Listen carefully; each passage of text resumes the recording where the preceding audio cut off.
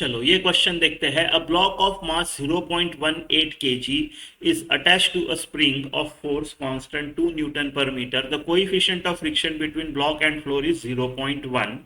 Right, इधर का mu 0.1 है।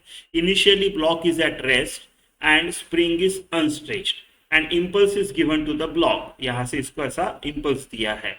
The block slides a distance of 0.06 meter and comes to rest for first time. Initial velocity of block कितना रहेगा v, right.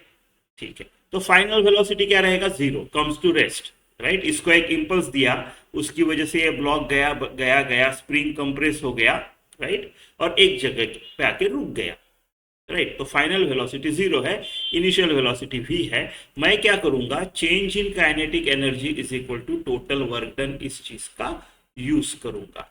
ठीक है, तो चेंज इन काइनेटिक एनर्जी में फाइनल तो 0 आएगी, फाइनल वेलोसिटी 0 है, तो basically total work done will be initial kinetic energy, उससे हाफ mv² बना के v निकाल लेंगे। तो टोटल वर्क डन निकालना है।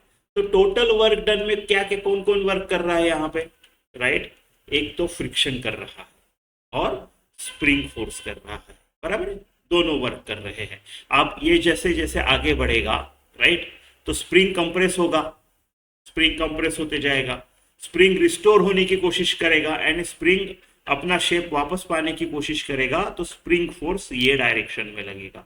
फ्रिक्शन का काम ही होता है मोशन को अपोज करना, फ्रिक्शन भी इसी डायरेक्शन में लगेगा, स्मॉल एफ से फ्रिक्शन भी इधर ही लगेगा, काइनेटिक फ्रिक्शन। ठीक है, तो दोनों का वर्क डन ऐसा रहेगा, अपोजिट निगेटिव रहेगा, तो minus, right. Work done by friction क्या होगा, राइट। फ्रिक्शन का जो फोर्स होगा वो होगा म्यू एन, यहाँ पे म्यू एम जी, राइट।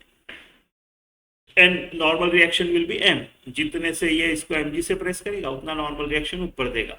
तो म्यू जो है मेरा 0.1 है, एम जो है मेरा 0.18 है, जी 10 ले लेते हैं, ठीक है। और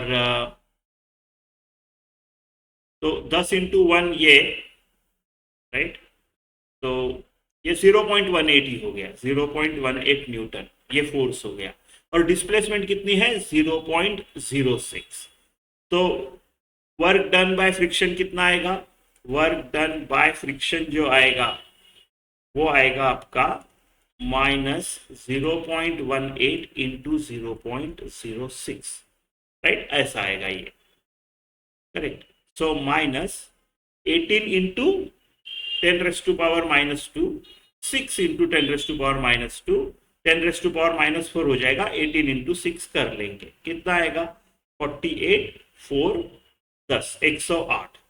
सो -108 इंटू 10⁻⁻4, ऐसे इसका आएगा।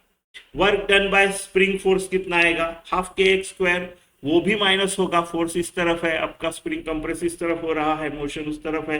Work done by spring force जो आएगा वो आएगा -12 kx²।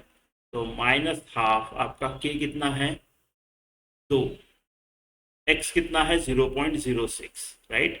सो 6 इंटू 10⁻⁻2 इसका स्क्वायर, राइट, ऐसा हाफ, और ये गया, राइट। 6 का स्क्वायर 36 और इसका 10⁻⁻4, सो -36 इंटू 10⁻⁻4।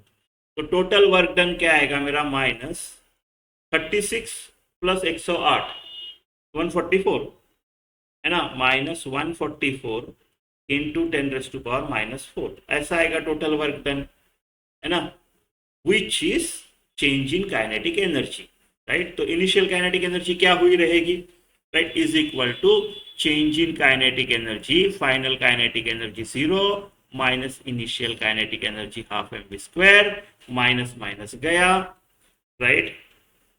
तो m कितना है?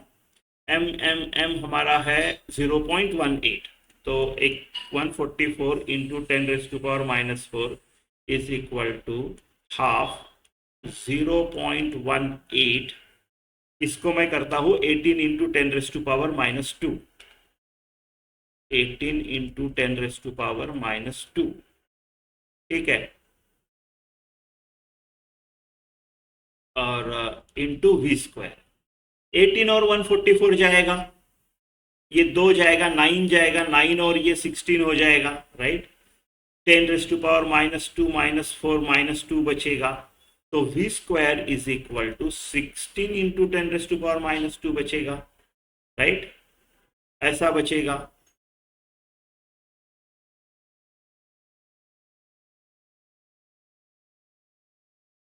तो v² जो होगा वो आएगा 4 इंटू 10⁻⁻1। v जो आएगा 4 इंटू 10⁻⁻1, तो v जो आएगा वो आएगा 4/10।